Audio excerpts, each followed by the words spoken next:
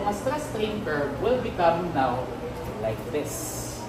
So meaning, sa portion sini, ang imo nga member is more slender, ang iya nga behavior during the ultimate nga compression na load, ano siya? Within its proportional nga stage. Amo na nga class ang ruler, kung laba siya, kung itry mo applyan sang load, kung buyan mo, it will return to its original position. Itry nyo ako ng ruler nyo, paliputon nyo. Tapos itry mo siya ipabakol. For sure, it will behave higher sa proportional limit. Kaya once iliputon ng ruler, tapos ipilito mo siya magbakol, it will produce permanent na deformation. Kaya nga kaya imo nga stress is greater than the proportional limit. So, duwa class ang atong ginatry intindi for our compression. Kung anong amount of load nga mag-produce ng permanent deformation, meaning below the proportional limit stress or the amount of load nga mag-produce ng permanent nga deformation or higher than the proportional limit stress natin. Coordinates.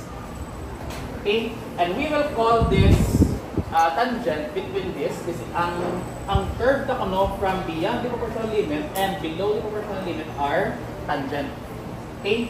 And from that, we can derive ang atong MCR. So, beyond this, below sang atong proportional limit, ang ini nga curve class is defined as pi squared E over L over R squared. Okay nga sa dili nga portion ng imo nga stress is within the proportional limit. Anong point sila? Pwede mo magamit ang ini nga relationship.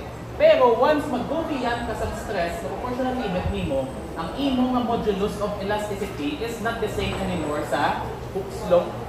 Paggamito ta ang tangent modulus. Meaning, gabali ang value sa imo nga modulus of elasticity samtang ga-increase ang imo nga load.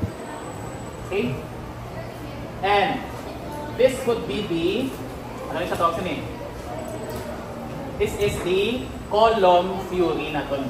So within this zone, we will call this as elastic buckling. Kaya nga kung mag-apply ka sang load nimo, ang material will return to its original position. Same sa ruler. Pag-apply mo sang load, buyan mo, mabalik sa original shape. Pero kung mas ikot ang imong column, meaning smaller amount of size ratio, ano matabo? That is the inelastic buckling. O try nyo lang karoon ng ruler ninyo. Iputon nyo, piliton nyo ng mag-buckle. Measure ko sa ruler again. Ano siya? May ara ka sa mga permanent nga deformation. Okay? So we will call this curve as our column strength curve. Same sa contention bala nga may ara ka sa stages nga ano kanina? Proportional limit, yield point, strain hardening, ultimate stress. So that is the behavior sa tension. This is the behavior of compression natin. Okay? Kailangan na ma-end. This is the tension. This is the compression. Okay? For your assignment, okay, dugangan ta, pass na tomorrow, atong isang itong ipasungab lang design using ASP.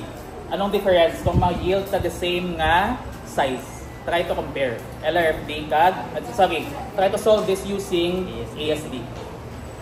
Dugang ninyo, para duwa ka bilong ang problem sa assignment. So, buwas ko na siya sukton. Ako, di ba, buwas, Thursday? Plates, ang plates ka. Ang plates, kawan mo siya i-post.